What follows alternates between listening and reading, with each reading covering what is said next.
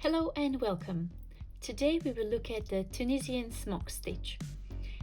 If this is your first time, thank you very much for stopping by. My name is Mirka and I make stitch and pattern crochet and Tunisian crochet tutorials. So if this is of your interest, please consider subscribing.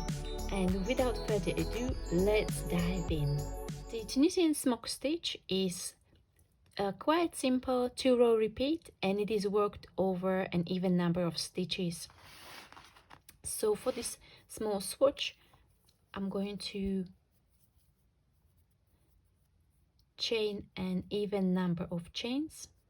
You can start with slip knot or with any of your preferred method of starting your Tunisian crochet project, and then we chain, which is yarn over, I pull through the loop on the hook to get an even number of stitches.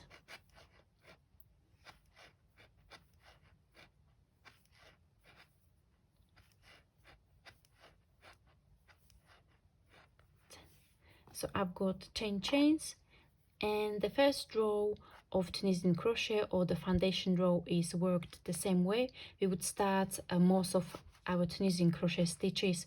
So we turn the chain over and we will be working into the back bump of the chains. So we will insert the hook under the back bump, yarn over and pull up a loop. And we will repeat the same process for each chain all the way to the end. And then we will work standard return pass. So I've got 2 more chains. Once we get to the very end, we work the last chain, yarn over, pull up a loop. So we've got even number of stitches, and then standard return pass, which is yarn over and pull through 1. This is also called a chain 1, and then yarn over, pull through 2.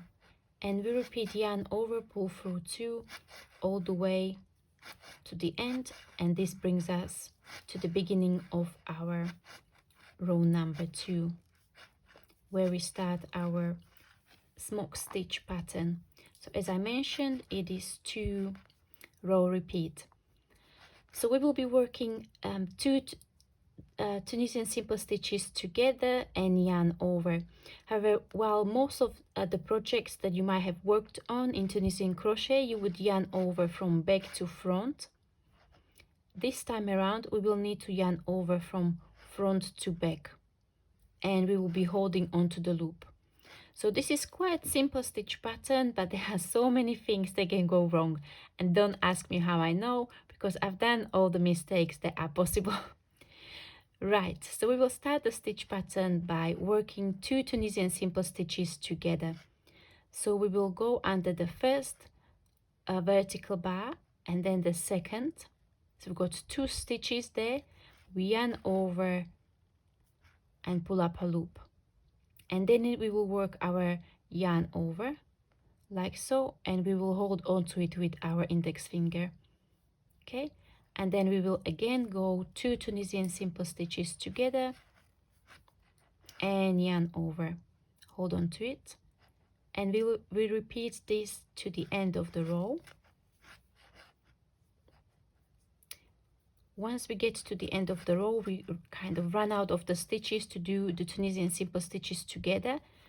But because with each Tunisian 2 simple stitches together we decrease 1 stitch, we still need to work 1 yarn over to get the exact number of stitches that we started with, and then we will work our edge stitch or end stitch, and this is worked under both of the bars of the last stitch. So the easiest way to do it is that you turn your fabric towards yourself, you insert the hook under both of those strands of yarns, both of those bars, yarn over and pull up a loop.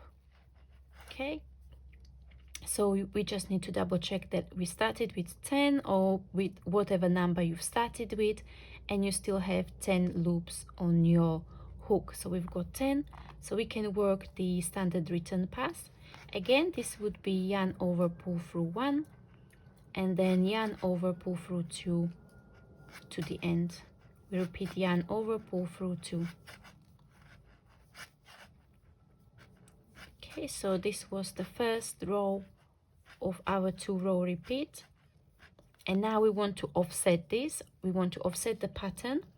So what we are going to do, we will start with 1 Tunisian simple stitch into the first stitch, like so, and then we will start working the smock stitch pattern of 2 Tunisian stitches together. So once you do the Tunisian simple stitch in the first stitch, the other part of the 2 Tunisian simple stitches together shortens and it might get lost. So we can either pull onto the vertical bar, or we just need to be really careful about not skipping those stitches. Okay, so we will go under the next 2, yarn over, pull up a loop, and then you're going to do your yarn over and hold on to it. Again, 2 Tunisian simple stitches together and yarn over, and we will repeat this stitch pattern under until the very last stitch. So again, because we started with the decreases, we started with the decrease in the row, we also need to make sure that we do the last yarn over and then Tunisian simple stitch into the very last stitch and our end stitch. Okay, if you forget to do the last yarn over in the row before the Tunisian simple stitch, you will lose 1 stitch and the stitch count will be off. You will end up with odd number of stitches. So please always make sure that after each decrease you will do the yarn over to increase by 1 stitch to maintain your stitch count. And again, we will do our standard return pass all the way to the beginning.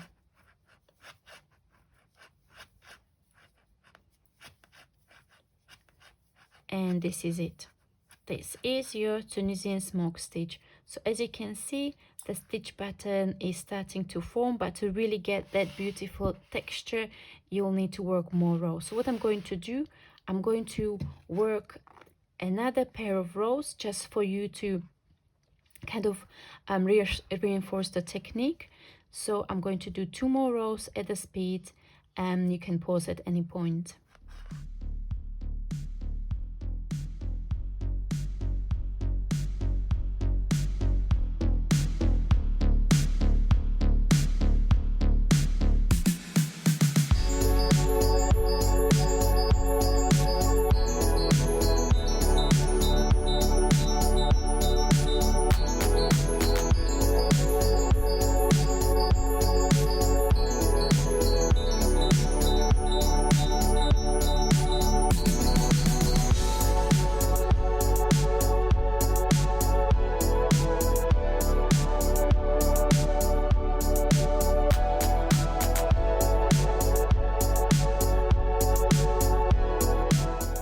Once you reach the desired size of your either of your swatch or your project, then you will end it with a bind off. So we can do simple Tunisian simple stitch bind off of you insert the hook into the next vertical bar, yarn over, pull up a loop, and then you pull through the loop which is already on the hook, and you would repeat this for every stitch that is in the row. So for this row you would not do any yarn overs, because in this case we are not decreasing any stitches.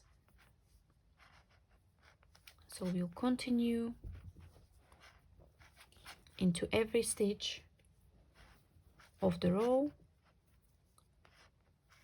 like so, and then we will also do that for our very last end stitch.